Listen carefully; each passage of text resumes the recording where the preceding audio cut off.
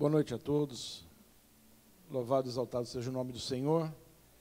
Meu nome é Marcos, sou um dos ministros dessa casa, né? E é uma grande alegria e temor de estar essa noite, né, no culto Criados para Vencer, para ministrar aquilo que o Senhor tem colocado no nosso coração. Que o Senhor realmente tenha, que eu não venha estragar a mensagem que o Senhor tem para cada um de nós nessa noite, em nome de Jesus. Que o Espírito Santo, apesar de mim, ele possa ser impartido no seu coração, porque a palavra do Senhor é vida e ela gera frutos. Então, Senhor, eu me rendo a Ti nessa noite. Faça-se conforme a Tua vontade, Senhor. Talvez não por amor especificamente de quem está falando, mas por amor a todos nós. Abre o coração também, o nosso coração, para nós ouvirmos. Abra o nosso entendimento, para que nós possamos, Pai, não somente entender a Tua palavra, mas colocá-la em prática e gerar frutos, Pai. É o que nós te pedimos em nome do Senhor Jesus. Amém. Irmãos, o Senhor tem colocado no meu coração, para nessa noite de quinta-feira, culto Criados para Vencer. Uma palavra muito conhecida. E eu queria, assim, compartilhar com os irmãos, para a gente ir caminhando na palavra, para nós compreendermos, que é o livro de Ruth, é a história de Ruth. É uma história muito conhecida, muito pregada. Mas assim, eu queria abordar a história rapidinho. Talvez alguém não conheça na sua íntegra, mas abordar a história de uma forma rápida, sem me deter em muitos detalhes. Daí nós buscarmos na história o porquê de algumas coisas terem acontecido com Ruth, com Noemi, Boaz. E no terceiro momento e derradeiro, nós entendemos como isso está linkado nos dias de hoje, no pacto em que nós vivemos, no pacto eterno de Cristo, no novo pacto. Ou no pacto eterno, prefiro chamar de pacto eterno. Novo dá a impressão que foi inventado agora há pouco. Não, Cristo inaugurou esse novo pacto, outorgou esse novo pacto na cruz do Calvário. Já vivemos nesse novo pacto há 2000 anos. Então, o livro de Ruth, eu vou ler alguns versículos, depois a gente vai meditar a respeito deles. Capítulo 1. E sucedeu que nos dias em que os juízes julgavam, houve uma fome na terra. Por isso um homem de Belém de Judá saiu a peregrinar nos campos de Moabe. Ele e sua mulher e seus 2 filhos. E era o nome desse homem Elimeleque, e o de sua mulher Noemi, e o de seus 2 filhos Malom e Quilion, efrateus de Belém de Judá. Repita comigo, Belém de Judá. Amém. E chegaram aos campos de Moabe. Repita comigo, Moabe. E ficaram ali. E morreu Elimeleque, marido de Noemi, e ficou ela com seus 2 filhos, os quais tomaram para si mulheres moabitas, e era o nome de uma Orfa, e a outra Ruth, e ficaram ali quase 10 anos. E morreram também ambos, Malom e Quilion. Bom, é a história de uma família que residia em Belém, em Judá, é próximo a Jerusalém, um pouco mais ao sul. Essa história se deu nos tempos de Juízes, né? Quando nós olhamos a Bíblia, no final do livro de Juízes, que deveria ser cronologicamente Juízes já emendando com Samuel, porque Samuel foi o último juiz, né? A partir dali inicia-se um período de reis em Israel, né? Mas a Bíblia, ela abre um parênteses para contar essa história, né? E conta a história que nós acabamos de ler mesmo. Vai ser uma coisa meio óbvia que eu vou falar aqui, aguenta um pouquinho, né? Uma família sai da terra de Belém para peregrinar em Moabe, mais ao sul. Por quê? Porque naqueles dias Israel, naquela região, estava sofrendo um terrível problema de escassez. Aqui não fala exatamente o que aconteceu, né? Não fala exatamente, havia fome na terra, o motivo da fome, ou excesso, um desequilíbrio na temperatura, um desequilíbrio nas estações. Mas o livro de Juízes, quando nós olhamos o livro de Juízes, nós vemos uma história que ela se repete muito. O povo de Israel, quando se aproximava de Deus e adorava a Deus, e se entregava ao Senhor, e era fiel à palavra do Senhor, Deus fazia com que aquela terra prosperasse. Ela alargava as suas divisas, o povo prosperava muito, o povo enriquecia, mas com o passar das gerações, o povo se afastava de Deus e começava a seguir outros deuses. Os deuses das nações que cercavam, e muitas delas estavam dentro mesmo das cercanias de Israel. E quando o povo assim procedia, Deus permitia que Israel fosse subjugado pelos seus opositores, pelas outras nações. Aí ela entrava numa crise profunda. Os seus limites eram estreitados, havia fome na terra, tudo que eles produziam, os inimigos vinham e roubavam. Né? A gente percebe isso claramente em várias passagens, inclusive naquela de Gideão. Né? Que os inimigos não deixavam, Deus permitia que os inimigos subjugassem Israel. Então a gente não sabe exatamente o que aconteceu. Creio eu que Israel, nessa época, estava sendo subjugado pelos seus inimigos. Mas o que acontece? Elimeleque pega a sua esposa e seus 2 filhos, saem de Belém, saem de Judá, e vai peregrinar na terra de Moabe. E a Bíblia diz que ali Elimeleque morre, fica Noemi viúva, mas ela tinha os seus 2 filhos, né? Que toma mulheres moabitas em casamento. Só que esses 2 filhos também morrem. Aí fica Noemi com as suas 2 noras.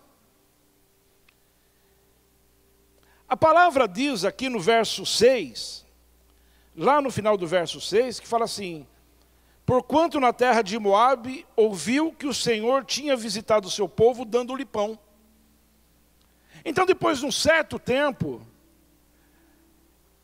Noemi, chega a notícia até Noemi, que Israel tinha sido, o problema de fome que ocorrera em Israel havia cessado. Deus estava restituindo todas as coisas em Israel. Deus estava dando pão, é isso que o texto diz. Deus estava restituindo a condição de Israel de ser a bênção do Senhor. De estar firmado na promessa do Senhor. Porque o Senhor tinha promessa sobre Israel, mas exigia fidelidade. É uma aliança. A aliança, ela tem os 2 lados.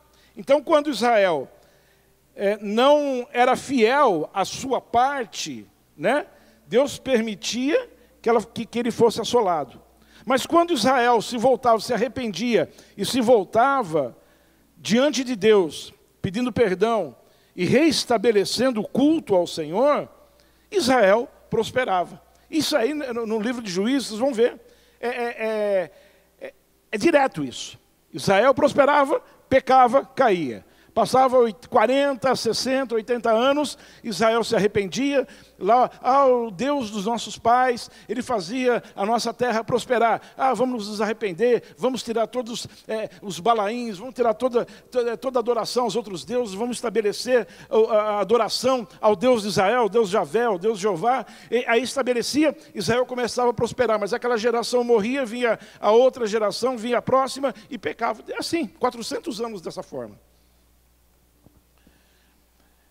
E ali Noemi soube que em Israel Deus havia restaurado, restituído as coisas de Israel. E ela intentou no seu coração, ela estava numa terra estrangeira, sem fonte de renda, talvez mendigando, com 2 mulheres, as suas 2 noras, mas soube que havia prosperidade em Israel. Ela põe no seu coração em voltar para a sua terra, Belém.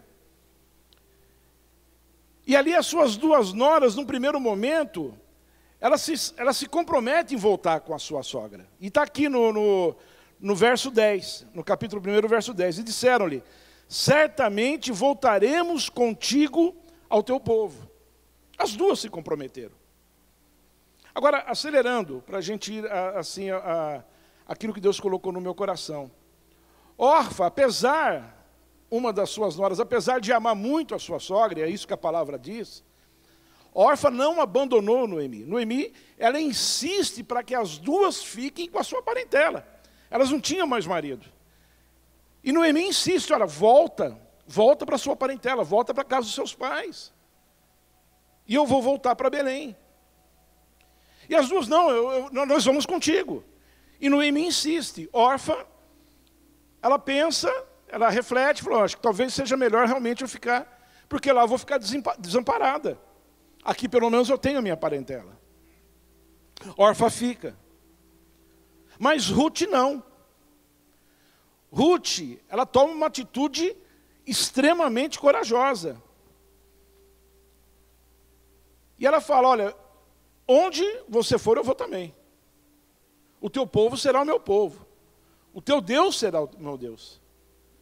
Se você passar fome, eu passo fome também. Se você chorar, eu choro também. Estou falando aqui, mas as palavras são tão fortes aqui, olha. E vamos lá no verso 16. Disse, porém, Ruth, não me instes, quer dizer, não insista comigo para que te abandone e deixe de seguir-te, porque aonde quer que tu fores, eu irei. E onde quer que pousares, ali pousarei. O teu povo é meu povo, o teu Deus é o meu Deus. Onde quer que morreres, morrerei eu. E ali serei sepultada. Faça-me assim o Senhor e outro tanto, se outra coisa não seja a morte, me separar de ti. Ela estabelece uma aliança com Noemi ali, numa convicção tremenda. E numa coragem tremenda para uma mulher viúva. Noemi, eu não sei o que vai acontecer contigo, mas eu volto para o teu povo, eu vou contigo. Se você morrer, eu morro ali também. E assim sucede. Chegando em Belém, né, agora vamos mais rápido, ela vai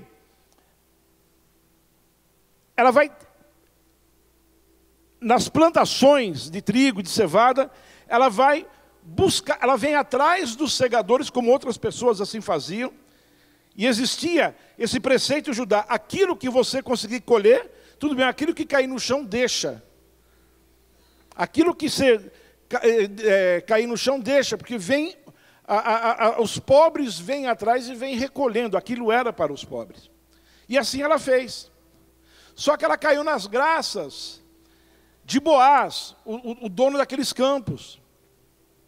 E Boaz já deu uma ordem ao seu segador, olha, dá uma porção maior para Ruth. Eu quero que você entenda, eu não estou entrando muito no detalhe, porque acho que só o capítulo 1 e o capítulo 2 daria para a gente dar a pregação toda. Mas não é essa a intenção. Então ela foi extremamente abençoada naquela terra, ainda estando numa condição de serva. Ainda estando numa condição de estrangeira em Israel. Só que a palavra diz que ela se submete a Boaz, ela se deita aos pés do Boaz, dizendo, eu quero ser a tua serva. Boaz entende e ela avisa a ele que Boaz, porque existia uma regra, se morresse o marido de uma pessoa, o seu irmão ou seu parente mais próximo a tomava como esposa para não deixar abandonada e para suscitar descendência. Isso era uma regra. No caso dela, faleceu o marido dela, e Noemi fala, Boaz é um parente de Elimeleque, meu marido que faleceu. Ele é um remidor. O remidor é isso, aquele que salva, aquele que redime, aquele que faz a redenção, ou seja, tira da condição de escrava e dá uma condição de amparo. Tira da condição de vergonha por não suscitar filhos, e isso era vergonhoso. Tira da condição de vergonha e coloca numa condição de glória. E assim Boaz faz. A história ela é muito bonita, ela é muito cheia de detalhes. E assim Boaz faz. A história diz que tinha um remidor mais próximo de Elimeleque. Mais próximo, no caso de Noemi, ou mais próximo de Ruth. Mas aprove a Deus, né? E a história mostra que aquela pessoa até concordou em comprar os campos de Noemi. E trazer Noemi também, redimir Noemi, porque Noemi era uma senhora velha, já era uma senhora. Mas na hora que ele falou que existia, na hora que Boaz falou que existia uma pessoa, uma jovem, para ele redimir também, que era Ruth, ele falou, não quero. Porque isso vai estragar a minha herança, vai atrapalhar a minha herança. Então eu prefiro não. Então Deus permitiu que esse parente mais próximo não fosse o remidor de Noemi e de Ruth, para que Boaz assim o fizesse. E Boaz casa com Ruth, e eles geram Obed, Obed gera Jessé, Jessé gera Davi. É uma história conhecida. Agora, a segunda parte que eu queria assim que a gente tentasse entender. Primeiro, eles estavam debaixo da promessa do Senhor. O Senhor tinha promessa com Israel. Segundo, eles estavam em Belém. E Belém, o nome de Belém é Betlehem, que significa casa do pão, casa do alimento, casa da provisão. Mesmo passando por uma dificuldade, mesmo passando por um momento de escassez, eles estavam no lugar certo, debaixo de uma promessa. O que aconteceu? Na primeira dificuldade que eles encontraram, Elimeleque e Noemi, eles saíram da casa do pão, saíram de Betlehem e foram para Moabe. Moabe, vamos voltar onde se originou Moabe. Moabe é filho de um incesto que aconteceu entre Ló e a sua filha mais velha. Quando a mulher de Ló morreu, se transformou numa estátua de sal. Aqui em mim, por favor. Não perca esse fio, não. Ó. Quando a mulher de Ló faleceu, as duas filhas falaram, nós não teremos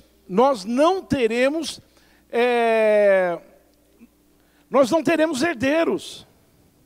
Então, embebedemos o nosso pai e suscitamos a ele herdeiros. Então foram isso que fizeram. A filha mais velha embebedou Ló e se deitou com Ló. Dessa relação incestuosa nasceu Moabe. A filha mais nova depois também fez a mesma coisa no outro dia, se deitou com o pai. E aí nasceu Amon, pai dos amonitas e pai dos moabitas. Então entenda, olha só, tudo no Antigo Testamento não está lá à toa. Não é uma história simples. Ela tem um sentido muito forte. O que esse povo fez? O que Elimeleque fez? Ele saiu da casa do pão, debaixo das promessas do Senhor, e foi peregrinar, foi tentar a vida, debaixo de Moabe, que lá atrás se originou de um relacionamento incestuoso, cujo Deus era Camuz, ou Quemos. Esse Deus Quemos, ele é meio peixe e meio gente. Ele é representado como meio peixe e meio gente. É um híbrido, não é nada, não é nem uma coisa nem outra. O Deus Quemos é um Deus que para agradá-lo era necessário sacrificar vidas humanas.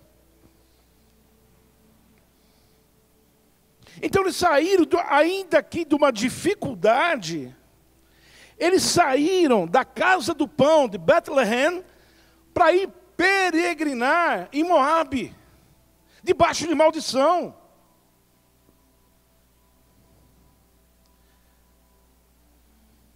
E aí a gente entende o que aconteceu com Elimeleque. Sair debaixo da bênção e ir debaixo da maldição. E aí a gente entende o que aconteceu com Elimeleque, o que aconteceu com seus 2 filhos. Mas, por outro lado, a gente entende também o que aconteceu com Ruth. Ela fez o inverso, ela fez o caminho inverso. Ela saiu debaixo da maldição de Moabe e seguiu a sua sogra para Bethlehem. Ela fez ao contrário. Ela saiu daquela que seria a região da maldição. Ao invés de ela voltar, naquele momento, voltar para a casa dos seus pais, como fez Orfa, não. Ela escolheu o melhor, ainda que no primeiro momento, aquele melhor parecia que não era melhor. Orfa voltou para o aconchego da casa dos seus pais. Aquilo, mentalmente, intelectualmente, foi a decisão acertada. A decisão louca foi de Ruth. Sair de perto dos seus pais para ir a Belém. Só que o Espírito Santo já estava agindo na vida de Ruth. Estava falando, sai do seu conforto. Esse conforto que está debaixo de maldição. Essa coisa que parece que é boa, mas não é. Essa coisa que enche os olhos, enche o coração, mas leva à morte. Sai daí. E vai para um futuro incerto, humanamente falando. Mas você estará debaixo das promessas do Senhor. E você estará no lugar onde há provisão do Senhor. Bethlehem. Casa do pão, casa da provisão, casa da alimentação. E quando Ruth toma essa atitude, mesmo sendo escrava, mesmo buscando o resto, ela foi extremamente abençoada, mesmo numa situação adversa. E num segundo momento ela foi abençoada porque casou com o homem mais rico daquela região. Deus honrou a Noemi, já uma senhora. A palavra diz lá no final que Ruth foi melhor do que se ela tivesse 7 filhos. O estado de Noemi, mesmo com toda a desgraça que aconteceu na vida dela, mas depois de anos, ela teve uma velhice feliz. Ela foi ama de Obed, filho de Boaz, com Ruth. Ela foi feliz. Então Deus, quando eles voltaram para Bethlehem, Deus restaurou, restituiu tudo aquilo que havia perdido. E no caso de Ruth, Deus a fez prosperar naquela terra. Agora isso, e aí a terceira parte, será que eu estou indo muito rápido? Não, tá bom, vamos lá. Só que isso está debaixo da antiga aliança. Isso está debaixo do antigo pacto. Nós hoje vivemos no pacto novo, no pacto eterno. Um pacto de Cristo. O que é essa história? O que a Bíblia quis nos mostrar no dia de hoje? Porque é isso. Não é apenas uma história que eu vou achar bonito, que romance, dá até novela na Record. Não. É muito mais que isso. E ainda bem que dá novela na Record, né? Melhor que as novelas da Globo. Mas vamos lá. Volta aqui, volta à Bíblia. É muito mais do que isso. Essa história nos indica uma verdade para o novo pacto, o pacto que nós estamos vivendo. Bethlehem é a casa do pão. E a palavra nos diz que Cristo é o pão vivo que desceu do céu.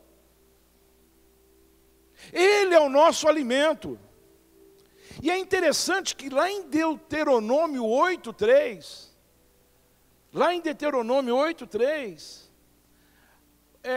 Moisés fala que nem só de pão vive o homem, mas de toda palavra que procede da boca do Senhor. E foram essas palavras que Jesus tomou quando disse a Satanás na tentação no deserto: nem só de pão vive o homem, mas de toda palavra que procede da boca do Senhor.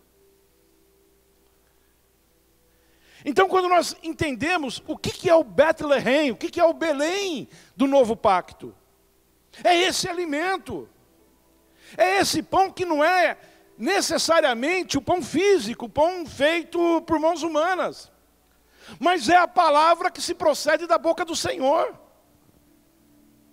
Se eu viver só do alimento feito por mãos humanas, eu estou lá? Meu Jesus, que é isso? Para com esse negócio aí.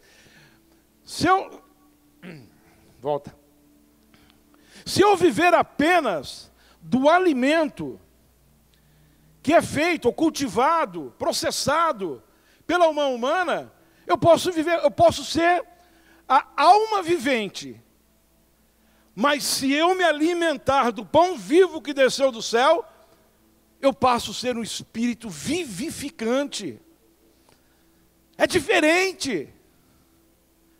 Eu deixo de ser alma vivente e passo a ser espírito vivificante, porque eu não me alimento apenas o meu intelecto. Essa palavra não vai alimentar apenas o meu intelecto, e nem o pão processado, feito, sei lá o quê, vai me alimentar apenas a minha carne, mas eu terei o alimento vivo, aquele que desceu do céu para alimentar o meu espírito.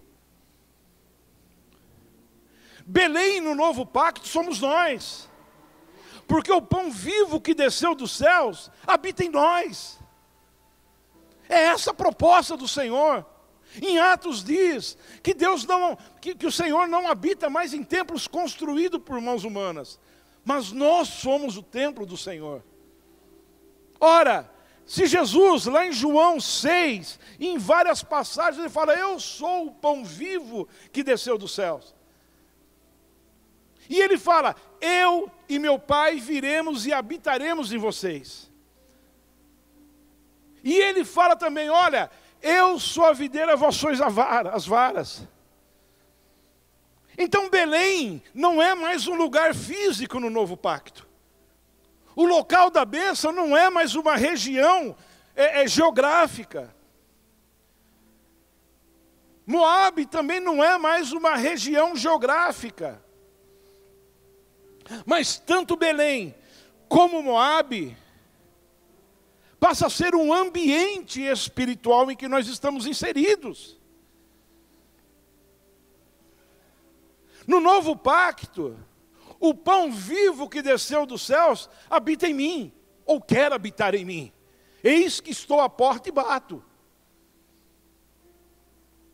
Se alguém abrir a porta, eu entrarei, sentarei e cearei com ele.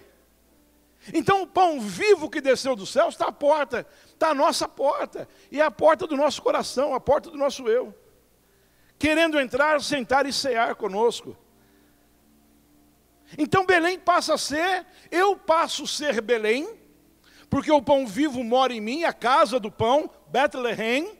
Eu passo a ser o templo do Espírito Santo, o templo de Jesus, para manifestar o Senhor às nações, às pessoas. E ao mesmo tempo estou inserido nesse ambiente chamado Jesus Cristo. Porque, como eu tenho falado, Jesus Cristo não é, se eu compreender Jesus Cristo apenas como uma pessoa, um indivíduo, eu estou minimizando muito a importância de Cristo no novo pacto. Cristo é um ambiente. E ele fala isso: eu sou a verdade. A verdade é uma pessoa, mas é um ambiente. Eu estou inserido na verdade, e a verdade está em mim. Eu sou o caminho. Então é um ambiente, é um estado. Eu sou o caminho, a verdade e a vida. Jesus é a luz. Como diz em João capítulo 1, é um ambiente. Então eu estou inserido nesse ambiente e essa pessoa, Cristo, está inserida em mim. É uma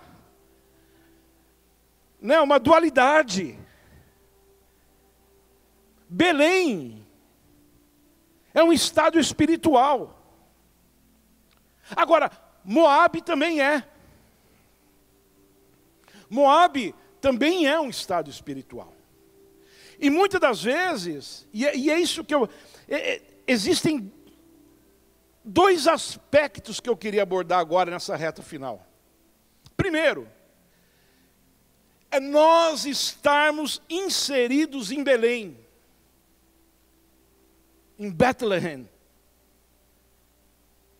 E por qualquer motivo, uma prova, um problema, ou uma tentação, ou algo que o nosso inimigo promove contra nós, faz com que nós saímos de Belém e vamos peregrinar em Moabe. Saímos da presença do Senhor, das promessas do Senhor, da casa do pão, onde há vida, o pão vivo que desceu do céu. Saímos desse ambiente e vamos peregrinar em Moabe. Moabe significa maldição, pecado, iniquidade. Uma tentação, uma circunstância externa. Ou muitas vezes que na verdade a circunstância externa ela não pode nos tirar da presença do Senhor. São circunstâncias internas, através da percepção do externo, que me tira da presença do Senhor. Foi assim que aconteceu com Eva. Não existia circunstância externa que pudesse fazer com que Eva saísse da presença do Senhor. A circunstância foi interna. Satanás apenas, ele apenas, como fala, estimulou algo que estava dentro de Eva. Você vai ser igual a ele. E assim somos nós, muitas das vezes. Deus nos coloca na condição de abençoados. Deus nos coloca na condição de receptores dos seus favores, da sua graça. Nós temos vida plena em Cristo Jesus, mas em Belém, espiritual, na casa do pão. Se eu saio da casa do pão, se eu saio da presença do Senhor, por qualquer motivo, e vou peregrinar em Moabe, estou debaixo da maldição. Aí vem a morte, aí vem a escassez. Aqui é a escassez da prova em Belém, quando Deus manda uma prova. Agora aqui é a escassez da maldição. A escassez da prova, Deus nos supre. Foi assim no deserto. Não tinha abundância no deserto, mas não faltava nada. E é interessante que no deserto acontece uma coisa interessante. Porque Deus tirou o povo do Egito para a terra prometida. Então, a partir do momento que eles saíram do Egito, eles já estavam no contexto de terra prometida. Ainda que estivesse no deserto. Mas o contexto era a terra prometida. O contexto era a bênção. O contexto era a abundância. O contexto era a saúde. O contexto era a prosperidade. Ainda que estivesse no deserto. Em Jesus Cristo, o nosso contexto é terra prometida, ainda nessa terra. Ainda que estejamos no deserto. Ainda que estejamos passando por algum problema. Ainda que alguma coisa nos traz angústia, tristeza. Ainda que alguma coisa nos remete ao passado. Ainda que a nossa alma ainda esteja presa em alguns laços de Satanás. É isso que diz lá em 2 Timóteo, olha, Ao servo do Senhor não convém contender, não convém brigar, mas tem que ser manso, tem que ser calmo, e orar a Deus, se porventura Deus dará arrependimento, para que a pessoa se livre dos laços do diabo, cuja vontade está presa. Então, muitas vezes, nossa vontade em alguma área está presa nos laços do maligno, ou alguém que nós amamos. Isso é o suficiente para nos levar para Moabe. Irmãos, ainda que falte alguma coisa, permaneça em Belém. Permaneça na presença do Senhor. É aqui, é na presença do Senhor, que as promessas serão cumpridas. Porque havia abundância de milagres em Jesus e nos seus discípulos. Hoje a gente já não vê tanto, por quê? É pela presença do Senhor. Jesus era o próprio pão. Ele era a casa do pão. Ele era o reino. E os discípulos entenderam isso. Foram extensão desse reino. Só há cura. Só há prosperidade vinda do Senhor. Só há comunhão. Só há felicidade no casamento. Só há a plena realização familiar entre pais e filhos na presença do Senhor. Não há mínima chance de peregrinarmos em Moabe e acharmos que lá nós iremos prosperar de alguma forma.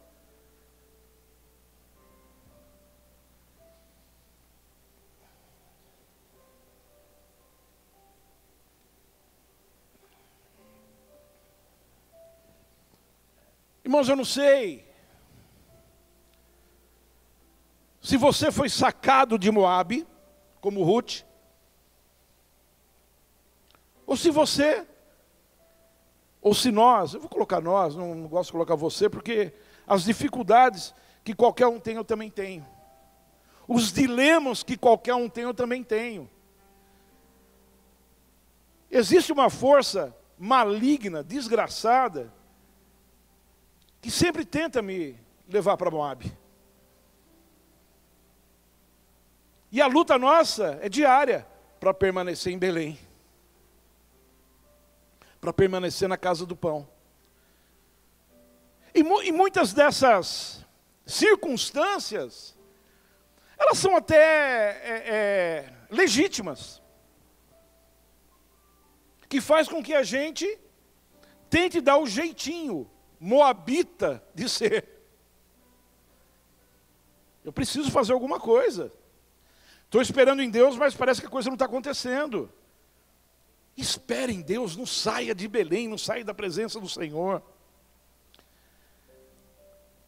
Então estou me dirigindo a dois grupos de pessoas.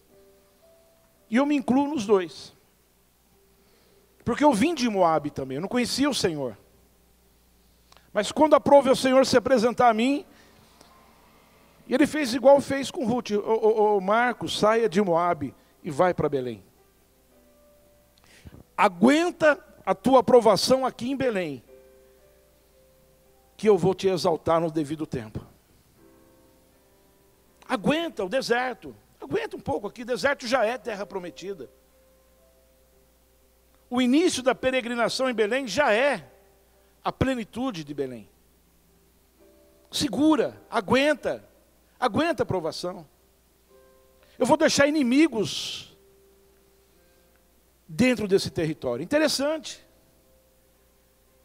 Em Juízes 3, de 1 a 6, diz que quando o povo entrou na terra prometida, era para desarraigar todas as nações ali, na região da Palestina. Só que eles não conseguiram. Alguns povos ficaram. Mas Deus mentiu? Só que lá em Juízes 3, do 1 ao 6, diz por quê.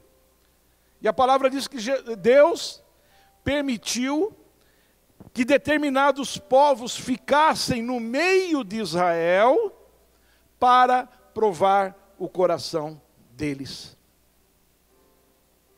Para que eles fossem provados. Para que, ao estar diante de uma tentação ou de um estímulo a se afastar de Deus, eles optassem por Deus.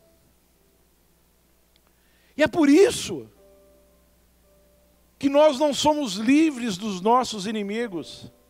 A verdade de Israel é a nossa verdade hoje. No mundo tereis aflições, Jesus avisou. Ou seja, o joio vai crescer com o trigo, filho, fica tranquilo. E não vai ser ceifado agora não. Vai ser ceifado só no último dia. Nós teremos aflições. Nós teremos lutas. A nossa alma vai querer voltar para Moabe. Lá, ou para o Egito. Vamos fazer a outra história da saída do povo hebreu para a terra prometida. O desejo de voltar para o Egito, para o conforto do Egito, mesmo sendo escravos. E Deus fala, não, lá eu vou te fazer prosperar, aguenta um pouco aí, o deserto é rápido. Durou 40 anos por causa da dura cerviz. O que eu quero dizer hoje, irmãos, eu tenho certeza, se você está em Betlehem, se você está em Belém, na casa da provisão, e muitas tentações, muitas circunstâncias têm te assolado, em nome de Jesus, nós vamos orar, e você vai ficar firme em Belém. No capítulo 1, eles saíram por causa da fome. No capítulo 3, acho que foi no 3 que nós lemos, depois vocês veem aí, ouviu-se falar que Deus já havia restituído o pão em Israel. Aguenta firme. Não saia da presença do Senhor. Não peregrine em Moabe. Moabe vai te levar à morte. Há esperança em Belém. Há esperança em Cristo Jesus. Agora, se você está em Moabe e não sabe se é exemplo de Ruth, vai para Belém, ou é exemplo de Orfa, vou ficar em Moabe, porque aqui está confortável, aqui eu consegui, aqui nas minhas atitudes ilegais ou ilícitas, mesmo ferindo a palavra do Senhor, eu tenho um certo status, eu tenho um certo conforto. Para ir para Belém, vou ter que abrir mão de muita coisa. Vou ter que deixar de sonegar, vou ter que largar a minha amante, vou ter que parar de ver pornografia, vou ter que deixar de mentir, vou ter que ser honesto, honesta. Estou falando nos dois sexos, tá, gente? Vou ter que mudar a minha atitude, vou ter que amar minha esposa e meu esposo, vou ter que ser uma pessoa mansa, vou ter que pegar o meu orgulho e jogar no lixo. Não. É um preço muito alto para eu ir para Belém. Prefiro ficar em Moabe. Em nome do Senhor Jesus, que esse espírito maligno, que possa estar na mente de qualquer pessoa aqui, ou quem está me assistindo, ou quem vai me assistir daqui 1, 2, 3 anos, não sei. Mas em nome do Senhor Jesus, que esse espírito da mentira, esse espírito do conforto mentiroso, porque não há conforto, há morte, bata em retirada em nome do Senhor Jesus. E que se você se encha de coragem, ainda que numa iminência de perda, porque o Senhor falou, aquele que quiser ganhar a sua vida, perdê-la-á. Mas aquele que perder a sua vida por amor a mim, ganhá-la-á. A gente nunca perde. A gente perde a nossa vida mesquinha. gente perde a nossa vida orgulhosa, vaidosa, cheia de razão. A nossa vida cheia de deleites. Deleites que ferem a palavra. Nós perdemos essa vida mesquinha, ridícula, que nós preservamos, que nós temos a nossa reputação. Nós perdemos isso. Reputação segundo a visão humana. Mas nós ganhamos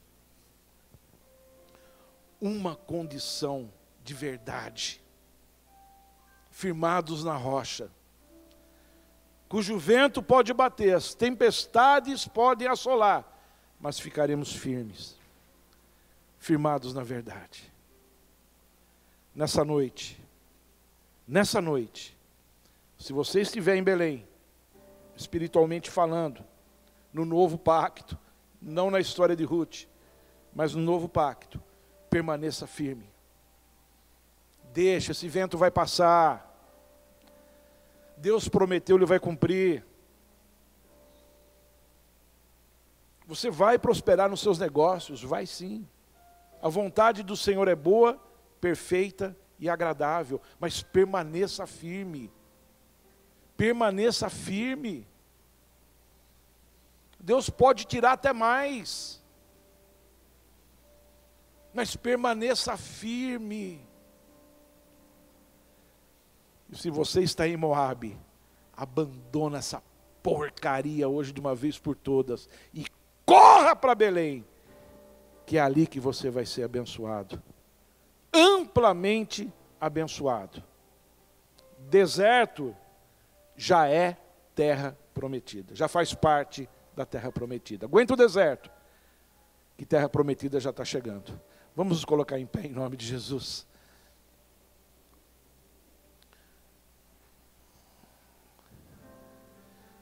Põe a mão no seu coração, não vou chamar ninguém à frente. Depois, se alguém quiser uma oração especial, depois a gente faz, não tem problema. Mas coloca a mão no seu coração. Faça que nem Davi, deixa Deus sondar o teu coração. Deixa Deus esquadrinhar a tua vida, abra. Não resista hoje não. Fique nu. Não na roupa, mas nu no coração. Fique nu diante do Senhor nessa hora. Abra o seu coração. Tenha coragem de falar para o Senhor: Senhor, vem, me esquadrinha. Sonda-me. Entra no profundo, no oculto, talvez em coisas que nem eu mesmo saiba. Coisas que eu faço e nem sei mesmo por que eu faço isso. Mas eu sei que são práticas que te desagradam, Senhor. São pensamentos, são intenções, são comportamentos que te desagradam. Eu não quero mais peregrinar em Moabe, Senhor. Moabe tem aparência de coisas boas, de prosperidade, de saúde, mas leva à morte. Eu quero estar na terra abençoada. Ainda que num primeiro momento eu perca, eu vou perder. Mas eu sei que eu vou ganhar 100 vezes mais. Se eu permanecer firme, esquadrinha-me, sonda-me, vê se há em mim algum caminho mau e me guia pelo caminho eterno. Senhor, em nome de Jesus, Pai, essa é a nossa oração. Nós tentamos fazer as coisas do nosso jeito, nós tentamos te ajudar, nós achamos que o Senhor estava demorando e fizemos da nossa forma. E isso não tem resultado. Isso não tem resultado em coisas positivas. Mas nessa hora nós nos rendemos diante de Ti, Senhor.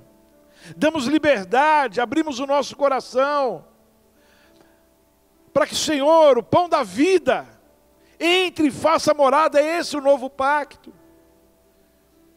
Porque nós não queremos, Pai, manifestar mais a nossa vida, mas nós queremos manifestar a vida de Cristo em nós.